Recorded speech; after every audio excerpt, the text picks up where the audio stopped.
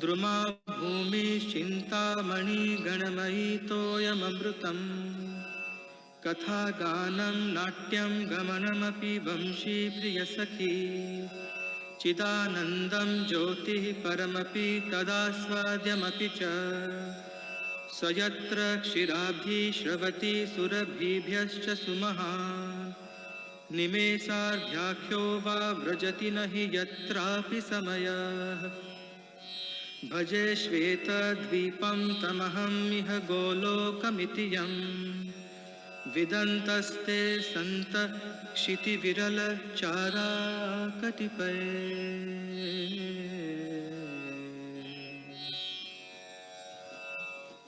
Hare Krishna. Hare Krishna. Hare Krishna. Hare Krishna, sir. Hare Krishna. Hare Krishna, sir. Hare Krishna. Good morning, everyone.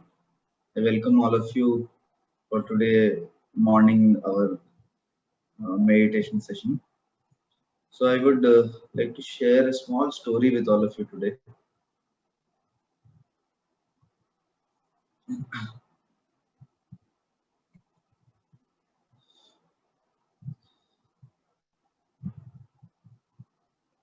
You see this story, this pastime in the picture. I'll share it in 2-3 minutes. This small pastime. Before that, we'll start with short prayers. Om Ajnanatimirandharasya Jnananjana-shalakaya Chakshurunmilitam Yena Tasmai Shri Guruve Namaha. So I was seeing this picture today and I was thinking that we have been discussing about so many stories, but why not discuss something from the pastimes of Krishna in Vrindavan? Earlier times there was a system called as barter system. Like you give some things and in return you get something else. It would not happen, the exchange would not be in form of some currency, but it would happen in form of exchange of commodities. In Vrindavan, one time, a fruit seller, she came to sell mangoes and various fruits she had in the basket.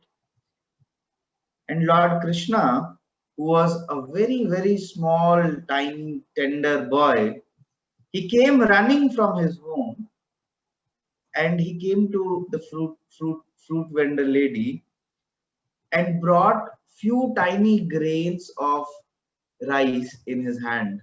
Like you can imagine when a small child is holding few grains in his hand, how much can he hold? Maybe some 7 or 8 grains. And he offered this to the fruit seller. The lady, when she was looking at those grains and those tender hands of Krishna and the beautiful, charming face of the Lord, she became so enchanted with the face of the Lord that she wanted to give whatever she had. And you can see in the picture, she is trying to give as many fruits which Krishna can hold.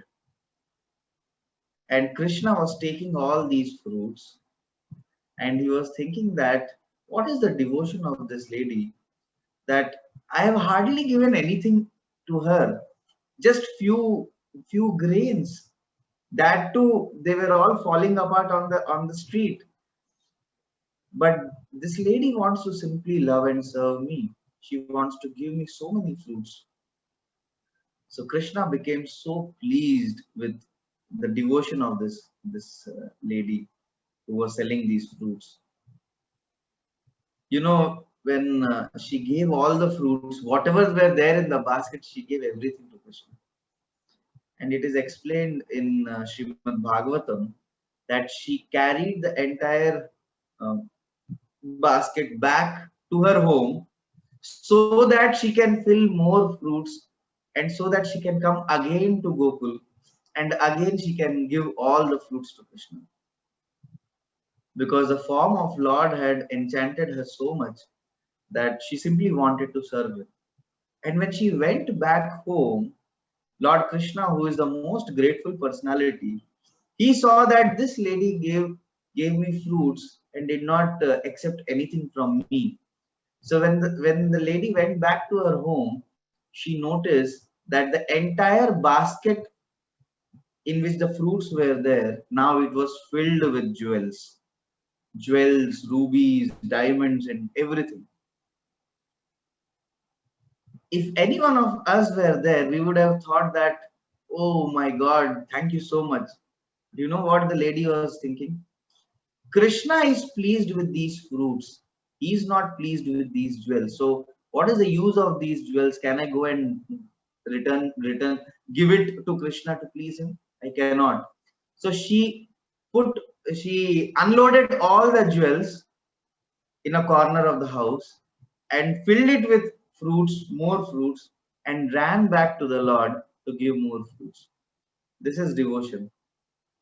Krishna, in 9th chapter, 26th verse, he talks about what does he accept.